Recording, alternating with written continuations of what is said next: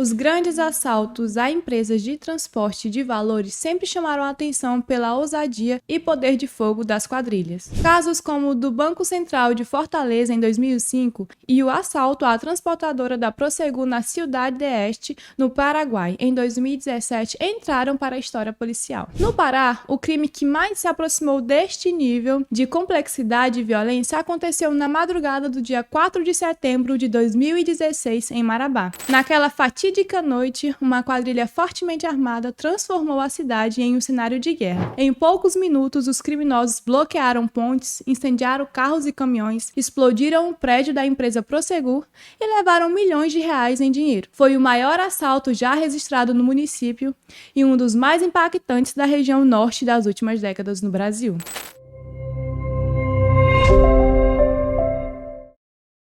Olá, eu sou Alex Oliveira do canal Debate Histórias e Podcasts. Galera, o que estamos falando aqui é um resumo de documentos oficiais, inquérito policial e reportagens. A gente não está inventando nada nesta triste história. Inscreva-se no canal Debate, compartilhe nosso link, deixe seu like e faça seu comentário para nos ajudar no engajamento do canal. Naquele dia, por volta de 1h40 da manhã, cerca de 30 homens encapuzados chegaram à sede da empresa Prosegur, localizada na Avenida Itacaiunas, no bairro Novo Horizonte, núcleo Cidade Nova, em Marabá, no sudeste do Pará. Segundo testemunhas, os bandidos se espalharam rapidamente pelo quarteirão e começaram a disparar rajadas de fuzil, obrigando os moradores a se esconderem em suas casas. Poucos minutos depois, a primeira explosão destruiu o muro da empresa e os veículos estacionados em frente. A segunda detonação foi feita com precisão cirúrgica, arrombou o cofre principal, iniciando uma das ações criminosas mais ousadas da história do estado do Pará. Na hora da detonação dos explosivos, o prédio da escola Francisco Souza Ramos e as residências vizinhas ao prédio da Prosegur voaram pelos ares. Depois de explodir o prédio da empresa de valores, os criminosos saquearam os cofres. Na fuga, eles posicionaram os veículos sobre as duas vias da ponte do rio Itacaiunas. Neste momento, houve a aproximação de policiais militares que, no momento da abordagem aos assaltantes, foram recebidos a tiros. Na refrega, uma policial militar do grupamento tático foi baleada em uma das pernas. Em seguida, os bandidos explodiram os 2 caminhões e saíram em fuga em 6 carros, já posicionados no outro lado da ponte. Durante a fuga, um dos veículos foi queimado, 2 foram abandonados na estrada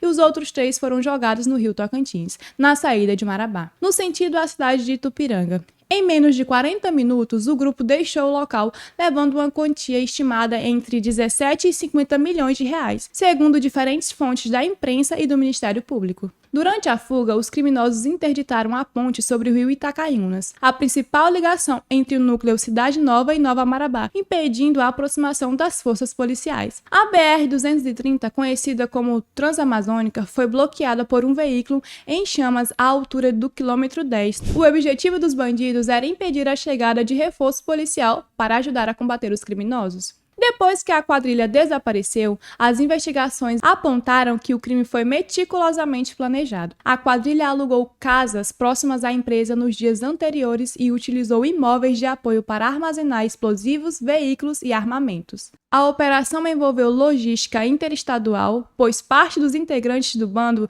veio de São Paulo, reforçando o caráter de organização criminosa permanente, e não apenas de coautoria eventual. As explosões foram tão grandes que estilhaçaram vidraças de prédios em um raio de cerca de 200 metros do local do assalto. De imediato, o Comando de Operação Especiais e Grupamento Tático de Marabá, policiais civis da Superintendência de Marabá do Grupo de Ponto Emprego e da Divisão de Repressão ao Crime Organizado, com o apoio de um helicóptero do Grupamento Aéreo de Segurança Pública, deram início às investigações. Já no dia 9 de setembro, militares do 4º Batalhão de Polícia Militar em Marabá capturaram um suspeito identificado apenas como o apelido Nego.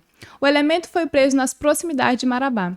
Ele foi reconhecido por testemunhas do crime como um dos envolvidos no assalto. Segundo os policiais envolvidos na prisão, Nego foi contratado pela quadrilha para auxiliar no assalto, mas não possuía ligação direta com o bando criminoso. Na semana seguinte, Antônio Regel Duarte Lima, conhecido como Bin Laden, foi preso em um sítio na cidade de Dom Eliseu, distante cerca de 230 km de Marabá. Em 2017, a juíza Renata Milhome decretou a prisão de Edivaldo Pereira Pereira Cunha, que respondia ao processo em liberdade, mas com a ordem de prisão, ele passou a ser considerado foragido da justiça. Já Gilvan Pereira da Silva foi apresentado na 21ª Seccional Urbana de Polícia Civil no dia 27 de novembro de 2017, após ter prisão preventiva decretada enquanto participava de uma audiência no Fórum Juiz José Elias Monteiro Lopes, em Marabá.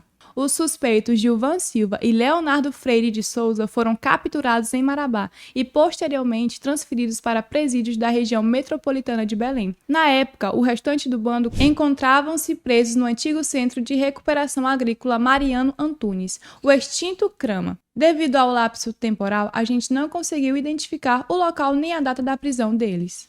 Todo o bando foi a julgamento e a somatória das penas quase chegou a 400 anos de prisão, com sentenças que variam de 42 a 47 anos, todas a serem cumpridas em regime inicialmente fechado. O assaltante Bin Laden foi o único que confessou integralmente o crime, por isso recebeu pena reduzida. Os demais negaram participação na ação delituosa. Mesmo assim, as provas reunidas, materiais e testemunhais confirmaram que o grupo planejou e executou a invasão a Pressegur. Na época, o Ministério Público do Pará considerou exemplar a punição dos bandidos. A sociedade esperava pela resposta do Poder Judiciário, a qual veio a contento, destacou o promotor Paulo Sérgio Morgado Júnior, responsável pelo caso. Por sua vez, a juíza Renata Guerreiro Milhome de Souza, da Primeira Vara Criminal de Marabá, acatou o pedido do MP e negou o direito dos réus recorrerem ao processo em liberdade. Em sua sentença, a magistrada destacou que o crime ocorreu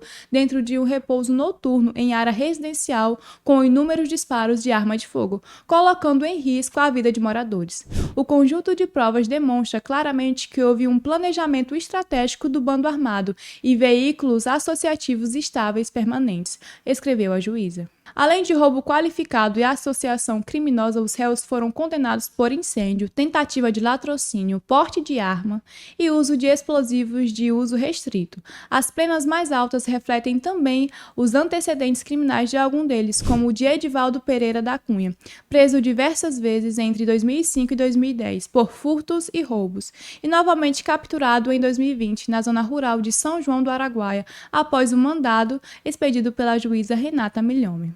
No total, 9 pessoas foram indiciadas pela Delegacia de Repressão a Roubos a Banco e Antissequestro. A Superintendência Regional da Polícia Civil em Marabá informou que o grupo já atuava há anos na região, sempre em ações coordenadas e armamento pesado. De acordo com o Ministério Público, parte do dinheiro nunca foi recuperado. A empresa confirmou um prejuízo superior a 17 milhões. Até hoje, alguns dos envolvidos seguem foragidos.